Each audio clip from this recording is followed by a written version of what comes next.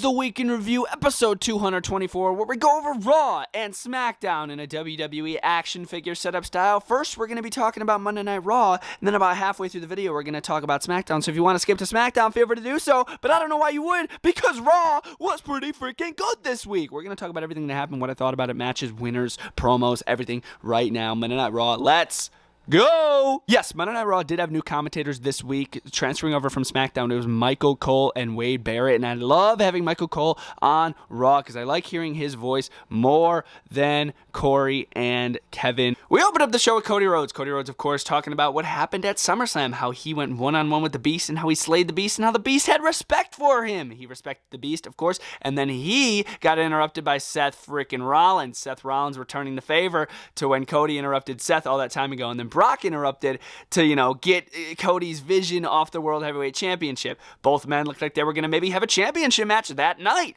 until they got interrupted by the dang Judgment Day. Judgment Day get out some words, Dom gets booed, and then it ends up in an all-out brawl. They start beating up on Seth Rollins as Finn Balor attacks from behind, and then Cody gets beat down, and then here comes Sami Zayn to even up the odds, and then they take the ring, and then it turns into a six-man tag team match in the main event. Seth Rollins, Cody Rhodes, and Sami Zayn going up against the Judgment Day, which I will talk about a little later, but as far as this opening promo, it was pretty freaking good. Our opening contest was for the number one contendership for the Intercontinental Championship. It was Ricochet versus Riddle versus Tommaso Ciampa versus Chad Gable. Fatal four-way action, number one contendership, Intercontinental title, high stakes. This match was fire. I freaking enjoyed the hell out of this match. I really, really did. In the end, we did see Chad Gable hit his fisherman suplex, I believe, and then hold the pin to cover Tommaso Ciampa. I was like, that was epic. They ended the match with that suplex because he's known for that suplex, and for him to win a match with it, I was like, that is awesome. He wins the Intercontinental Championship, number one contendership, and then after the match, he goes over by the ringside area and gets his son and runs around the ring with his son, who had a little singlet on. He was in his hometown, so it worked. It was awesome. He was getting cheered, and he's Chad Gable, bro. He's underrated. He always has been. I always knew how good he was, and I'm so glad he's going to be facing Gunther and possibly dethroning Gunther, bro. We just need to make sure Gunther's the longest ever reigning Intercontinental Champion of all time until he loses that belt. He deserves that title. Shinsuke Nakamura went one-on-one with Bronson Reed, looking to get a little revenge on him. Nakamura already took out Ciampa, the man that he wanted revenge on. Now he wants to take out Bronson Reed, and he did just that. He hit the Kinshasa kick to win the match after Bronson Reed missed the tsunami splash, which he doesn't normally miss it, but Nakamura took advantage and took the dub. I was like, hey, there you go, Nakamura. Building his confidence, maybe going to want to go after a world championship. Pay attention to my words there. I will talk about what happened at the end of the show. Very, very interesting, but hats off to Nakamura for taking the dub here. Not a bad match at all. Finn Balor was spotted backstage with JD McDonough, and they had to have been talking about how they were going to take out Sami Zayn, so then Seth and Cody would have a disadvantage going into the six-man match later, and they did. JD McDonough attacked Sami Zayn, injured Sami Zayn backstage, so then he couldn't compete in the match.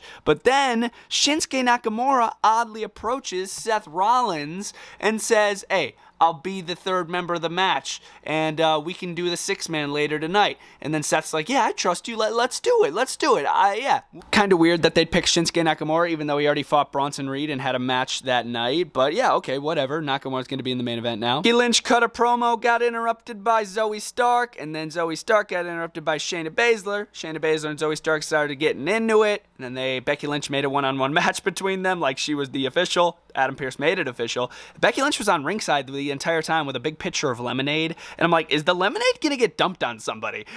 It didn't, but back in the ring, Shayna Baszler was able to pick up the victory with the world's baddest slam to Zoe Stark. I'm so glad Shayna Baszler was able to take the dub. It looked even better after beating Ronda Rousey. Now she beats Zoe Stark. She's gonna be the next contender for the championship after Raquel faces Rhea. Guaranteed. This is gonna be great. I'm excited to see what Shayna's gonna do. Shayna looked beat up after that match with Ronda. She looked badass. I loved it, bro, and I'm curious to see what she's gonna go after next. Hopefully the championship. The Miz and LA Knight cut a godly promo here. I was getting flashbacks from SmackDown 2016 on Talking Smack when the Miz would just go on his rant and talk about respect and how he doesn't get any of it, how he's went through hell these past couple years in WWE, and he just takes it. He's a WWE guy for life, and this was just a great promo. LA Knight threw it right back at him, talking about how he's not there yet, but they were afraid of me. They wouldn't let me in yet, but now I'm here. Now I'm here to day, I'm a dangerous man. This was a great promo. I really enjoyed it and ended in an all-out brawl with LA Knight on top. I enjoyed this promo. I really did, and I'm excited for their match in the future. It's going to be really good. Two very similar characters when it comes to talking. It was Otis going one-on-one with Ludwig Kaiser. Before this match, Ludwig Kaiser was actually flirting with Maxine Dupree backstage. I guess Ludwig's got a thing for Maxine. I don't blame him whatsoever. And then Ludwig sort of directing his attention towards Maxine on ringside, allows Otis to take advantage a little bit, and then Otis eventually gets dropped by Gunther, who randomly gets in the ring while the ref isn't looking, and then Ludwig takes advantage and takes the W. Then they all start beating down on Otis, and then here comes Chad Gable running out, and then he evens up the odds, and they sort of run away from Gable. I'm like, let's go. So showing a little afraidness by Gunther. I cannot wait for Gunther versus Chad Gable. It's going to be great. But as far as this match between Ludwig and Otis, not bad. The Viking Idiots were set to go up against a mystery opponent. They didn't have the person labeled who was going to face them. So I'm like, who is going to face the Viking Idiots? The New Day randomly come out, and I was like, oh my gosh, the New Day's back. I'm excited to see the New Day. I did think for a second, like the pause, I'm like, oh, is Big E going to come out after they come out? I'm like, oh, is he? But he didn't. I don't think Big E is still medically cleared to compete, but we still have Kofi Kingston and Xavier Woods. They came on out. It was a great match. Xavier Woods hit the springboard elbow drop that he does to pick up the victory over the Viking Idiots, and I really enjoyed seeing the New Day back on my television screen. Some people said they don't really care. I think it's cool. I feel like the New Day is a breath of fresh air. I feel like it's been a while since we've seen the New Day on WWE programming, so it's cool to see them here on Monday Night Raw. The Judgment Day were making their entrance for the main event, but before Rhea can even make it down to the ring, she got attacked by Raquel Rodriguez. Raquel Rodriguez returning the favor on Rhea Ripley. Rhea Ripley, of course, doing the same thing to Raquel all those weeks ago and injuring her. And here comes Raquel. She doesn't give a damn. She's coming up in here, knees to the faces of Rhea, beating the crap out of her until Rhea sort of got the best after her, after Dominic distracted Raquel. And then the refs sort of got in between, so then Rhea couldn't do any more damage to Raquel, which I was glad happened. But yeah, I cannot wait for their match. It's going to be great. And then hopefully Rhea faces Shayna. And then it was our main event. It was Seth Rollins, Cody Rhodes, and Shinsuke Nakamura going up against Finn Balor, Damian Priest, and Dominic Mysterio. Pretty solid match in the end. Damian Priest tried to utilize his Money in the Bank briefcase again by handing it off to Finn Balor, but it didn't work out. It backfired again. The briefcase is a curse. It's cursed when it comes to Finn Balor.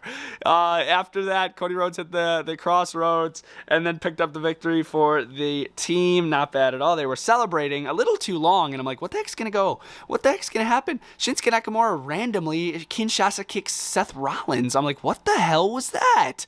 Why would they do that? I thought they were building up to Cody Rhodes versus Seth Rollins, and now Shinsuke Nakamura turns heel officially on Seth Rollins. He's been hinting at it over the past couple of weeks, but he's officially heel now.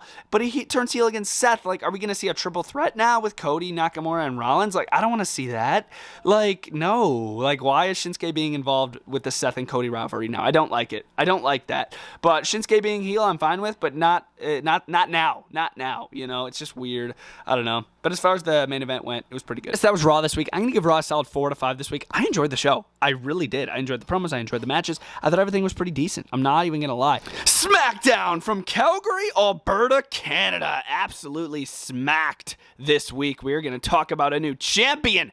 We are going to talk about a possible leave of WWE. That big Jey Uso. Let's jump into the show. This was awesome. Yes, our official commentary team for SmackDown this week was Michael Cole, Kevin Patrick, and Corey Graves. Looks like Michael Cole has a little double time going on. He's on both Raw and SmackDown, which is good. They know he's the best. They know he's the best storyteller behind commentary. He can talk about stuff the best. So I'm glad they got Michael Cole on both shows. We opened up the show with Charlotte going one-on-one with Asuka. This match was pretty decent. I mean, I wouldn't say it was anything special. In the end, we did see Bayley, Dakota Kai, and Io Sky, the brand new women's champion, come out like mid-match. They were on ringside. I'm like, what the hell is going on? Why are they on ringside? Why is Bayley getting up on the apron? And then Io Sky, out of nowhere, does a springboard double drop kick to both women. Both Asuka and Charlotte drop down. Disqualification. We don't get a winner. And I'm like, what is going on? So are they continuing this? Are we going to get another triple threat match at Payback just with Charlotte in it this time? Like, I don't know what the plan is, but we'll have to see. I mean, but I found it really odd how Io Sky just sort of made a disqualification. Other than that, I mean, it was an okay way to open up the show. Nothing special. AJ Styles looked to squash the beef finally up against Karrion Kross, one-on-one. Yes, we did have Scarlett and Mia Yim on ringside. They sort of got into it after Scarlett jumped on the apron, and then AJ Styles was able to take advantage with a Styles Clash. No phenomenal form to pick up the victory, even though he did hit a 450 earlier in the match, which was amazing to see. He did have a little botch too, mid-match too, but it was nothing crazy. But AJ Styles did hit the Styles Clash to pick up the victory over Karrion Kross, and I really do hope this rivalry's over with. I have been getting a little annoyed, I'm not gonna lie, between these two, just fighting week after week after week. So I really do hope this rivalry's over. But as far as like an ending match, this was pretty fire. And the Rated R Superstar caught me hella off guard when he came out. I was like, oh my gosh, Edge is on this show. This is great. Edge comes out. He starts talking about how his career's been great ever since his return, and he starts getting on the topic of Sheamus and how he did get the idea to return. He was on a bike ride with Sheamus out in the wilderness on the Celtic Warrior Workouts YouTube channel, and he took a big bump. He took a big fall when he fell off the bike, landed on his side, and Sheamus talked to him. He's like, dude, you can definitely wrestle still. You just took that bump like a champ off of that bike, and like, this was such an awesome story. And Sheamus comes out. They talk about how they've never fought before. Edge shows an embarrassing picture of Sheamus, so they both show embarrassing videos, and we're gonna get a match next week. A mutual respect match between Sheamus and Edge. We've never seen it before. What amazing storytelling. Like, literally, what a callback to the YouTube channel. I didn't even know about this. That's literally what got Edge to think, yes, I can do this again. I can wrestle again. I'm feeling good. I could take this bump. I can wrestle again. I could get into a ring. That was awesome. I loved this promo. I thought it was great.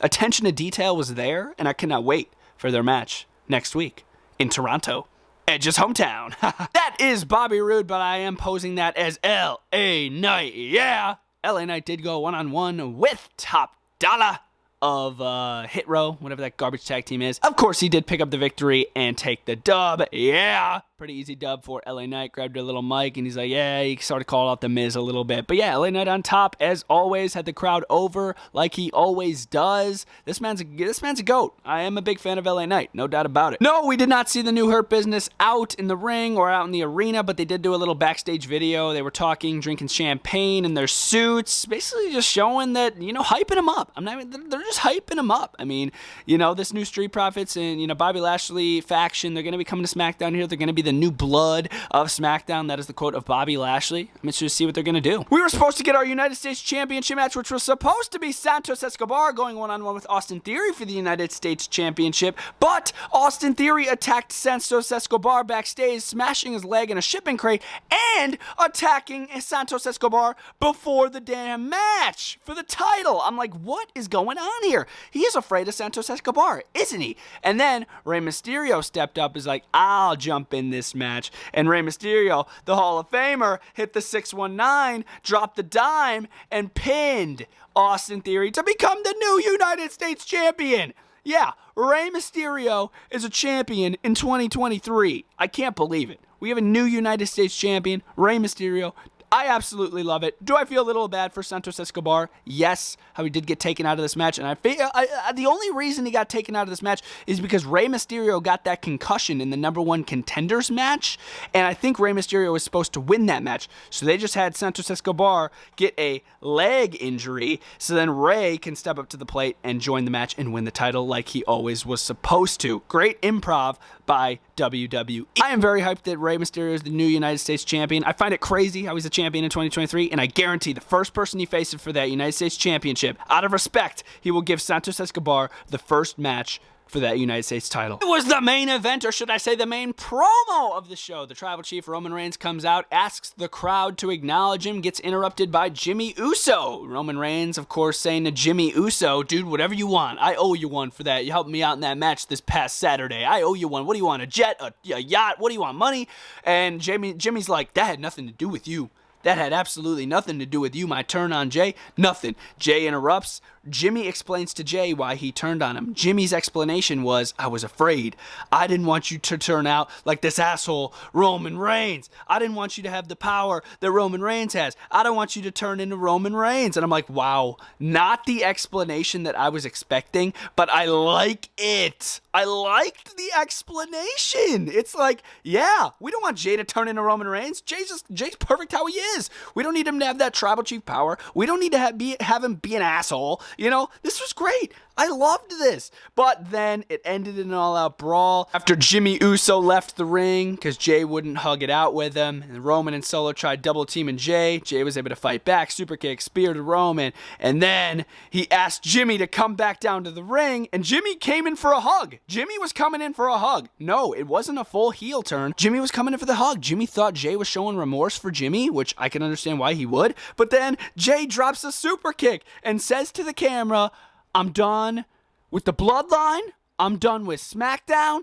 and I'm done with WWE. Jay is just done, jumps the barricade, CM Punk-esque style, walks up the stairs, leaves the arena, just like CM Punk did in 2011, July 17th. Insane! I loved this! Just leaving us hanging like this Bloodline story always seems to do. Leaves us hanging. Will Jay actually leave WWE? I highly doubt it. I think we're going to get a fatal four-way match. I think it's going to be Jay, Jimmy, Solo, and Roman for the title. I feel like that's what it's going to. I think that's what it's going to be. That's just my prediction. But as far as this promo, loved it. Yes, guys, that was SmackDown in a WWE action figure setup style. SmackDown this week, I'm also going to give a 4 out of 5. I loved WWE this week. I loved Raw. I loved SmackDown. We got a new champion. Like, bro, this is great. What a great week for WWE. You guys let me know what you guys thought down in the comments down below. I hope you guys enjoyed the video. Smash a like in the video and subscribe to the channel. Yeah, Bretto Live is